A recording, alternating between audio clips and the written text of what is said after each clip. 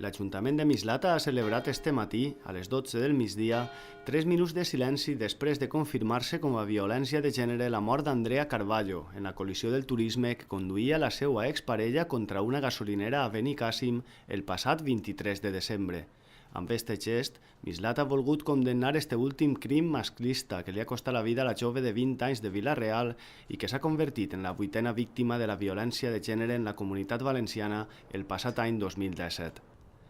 L'alcalde, Carlos Fernández Bielsa, la portaveu municipal, María Luisa Martínez Mora, i la regidora de la Dona i Polítiques d'Igualtat, Carmen La Peña, han encapçalat esta concentració, a la qual s'han sumat també associacions de dones, treballadors de l'Ajuntament i veïns i veïnes en general.